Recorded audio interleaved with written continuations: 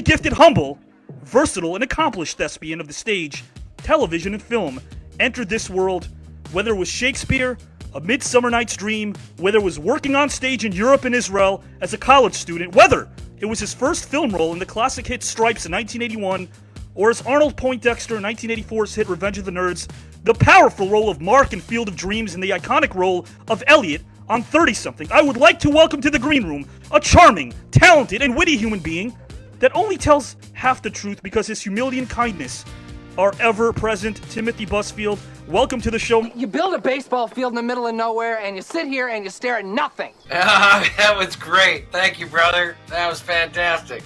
Absolutely, my friend. You made me laugh. Again, welcome to the green room. I know that you actually had something cooking a little bit earlier that our viewers might be interested in. What was going on earlier today?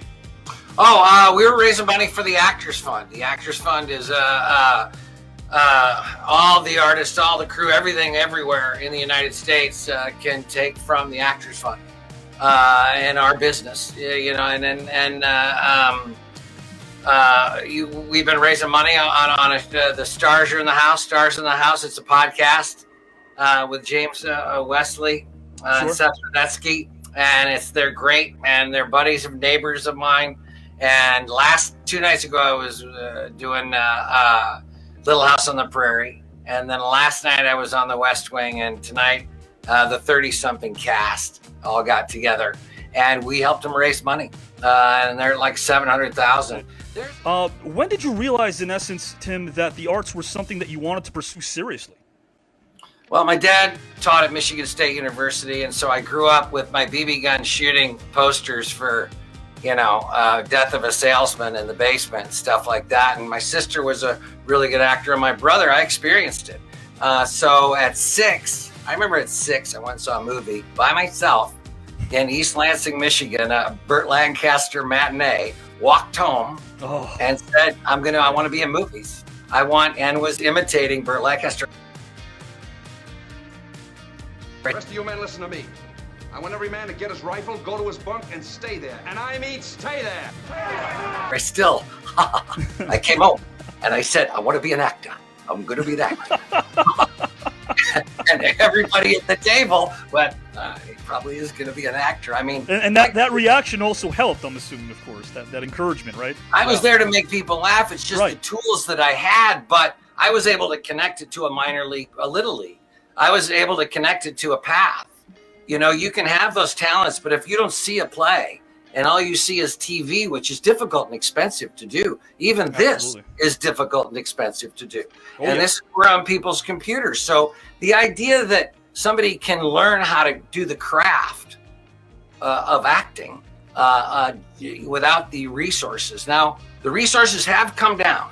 At this level, yes, it's expensive, but the ability with phones and then putting it up on Facebook, that's doable.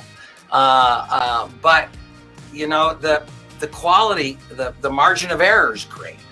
Absolutely. Because there's so much content out there, and perhaps sometimes maybe quality content gets lost in the shuffle as a result. Did, or even present tense, do you have a preference when it comes to working with directors, when it comes to particular ideologies that they might have? Some of the rigid style, or maybe people that are a bit more loose? Well, the first thing I don't want a director to be is afraid.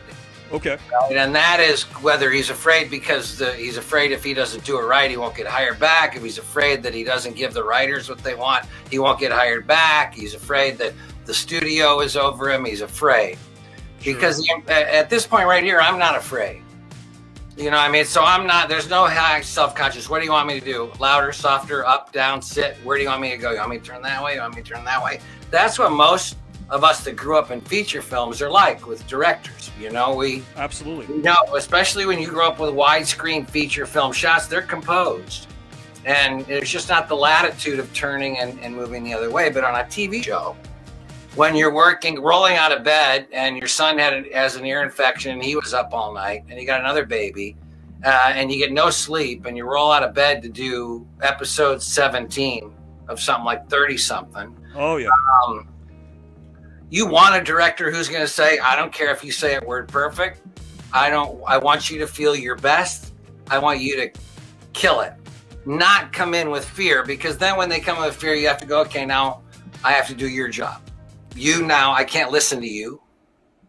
You're out, so I'll nod, but I won't really take your notes because you're not thinking. We're not like a band. We're not like you guys. We're not talking to each other. You know what I mean? We're not.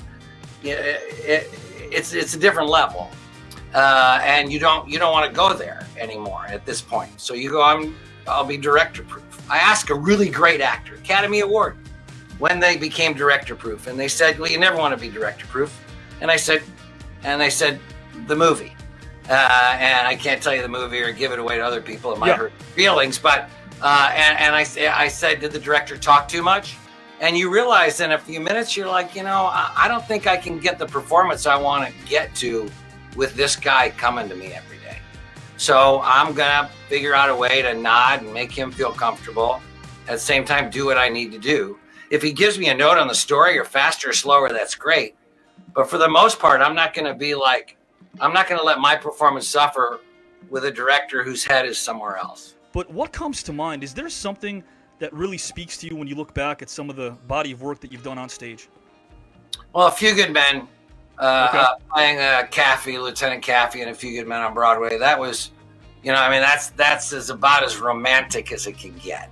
You know what I mean? You're in a cast with Brad Whitford. I mean, it was a great cast, and you're driving the play, and it's Aaron Sorkin, the very best playwright that's ever lived, and the best writer anywhere, as far as I'm concerned. And you're doing that, and you're on Broadway, and it's sold out crowds, and it's a standing ovation, 1,000 people, and you got a cast of 22, and a curtain call that just keeps growing and swelling, and people you want to hang out with afterwards, you become lifelong friends with. That is a fantastic experience for me, as far as what people would say is their romantic idea of the theater.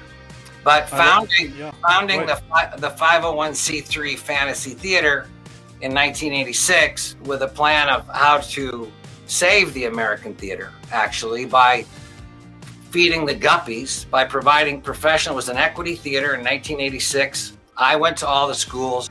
The women in my days that had beehive hairdos with pencils in it that protected the principal. I remember those. Those are the ones that you can't get past. Yeah. If you want to sell pencils or paper or children's. Sure. Theater. But I was a team. I'd been number 2 on Trepper on MD. I was 27 years old. They were like, oh, there's a TV star in here. And I'd say, I'd like to see your principal. And then I'd go in and I'd say, I want you to give me $400 to bring 5 professional actors to your school, and we're going to make your kids laugh. We're going to keep them, the teachers, allow them to watch and not get involved with the kids, and your kids will learn to trust theater. And that was 36 years ago, and we're still running. God forbid, knock on wood, that we can keep going. What were some of the funnest sets to work on, and is there also a particular cast that you still keep in touch with? Well, I mean, Revenge of the Nerds is probably the most fun. Wait, no, wait. Would you rather live in the ascendancy of a civilization or during its decline?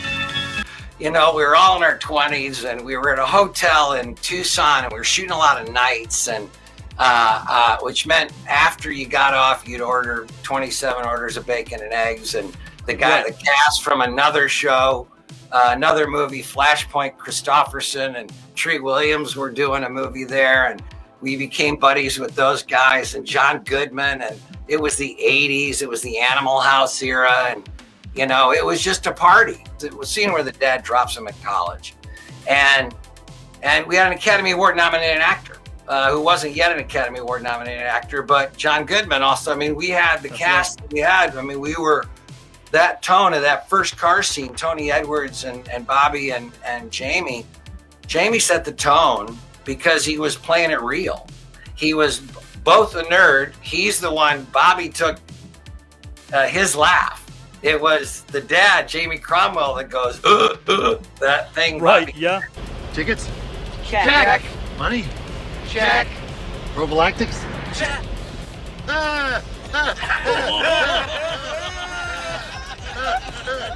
Sure. And Bobby was in the car and said, thanks for that, Dad. I'll just inherit that trait. And that became iconic for the movie. So, Dad. so iconic, absolutely. And yet nobody would attribute Bobby. And it was also such a jam-packed summer of blockbuster hits in '84 too. So I'm sure and that's the great magic about Revenge of the Nerds. When it came out, I don't know, in terms of PR, maybe it wasn't pushed as much as a lot of the other films, but man, oh man, did it do well. And to this day, it's great to see that there's still so much interest. There's conventions, prior to COVID, of course, where a lot of the cast returns in unison, and that must be pretty neat after all these years to still have that much interest amongst the masses. But if you make a gold record or a platinum record, you're going to say to everybody who was those 5 or 6 people you were with, hey, dude, we made a good record. And Revenge of the Nerds is that. For those guys that are in, including John Goodman, that, you know, it's not just limited to the nerds. The bad guys in it, McGinley, you know, John Mayrink, you know, not just the core of of us and whatever, but everybody in that group. You really share a nice emotional high five and connection with those guys because you were able to make something that lives, you know, has lived on. Wholeheartedly. I want to play a fun little game right now. I'll give you a trio of options, and this is kind of interesting. It's called Three-Man Battle. Who would win the following match amongst these trio of options, Tim? Trio of options for Three-Man Battle: Alf, the alien from Aliens, or Spock? I can't do Spock. Let's go an alien. I mean, yeah, I think Alf would be wisecracking while the alien would be tearing everybody apart. I guess that makes pretty self-explanatory. Let's talk about some of the 80s horror classics. Three-Man Battle: Freddy Krueger, Mike Myers, or Jason from Friday the 13th? You know, Jason just doesn't seem to go away.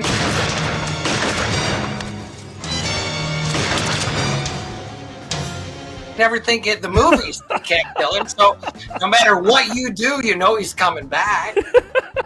That's a very good point. Guys, I guess according to the screenwriters out there, it'd be Jason because there's 20 other parts probably somewhere that hasn't been produced. Again, Three-Man Battle: Steve Urkel, Horseshack from Welcome Back, Kotter, and by the way, rest in peace, or Booger from Revenge of the Nerds. Curtis he wouldn't do anything. He's just a big baby. You gonna eat this? I could always, there's no problem there. You don't worry about that. The guy that talks like an Urkel is just a little freaky there. You don't quite know what direction he's going to come and go. I'd have to go Urkel. I would go with Urkel. And guys and gals, this has been Tim Busfield. Tim, I hope you had a lot of fun. The pleasure was all mine, my friend. I had a great time. He is really fun. Thank you. It was great. And really, thank you. And support the theater, please.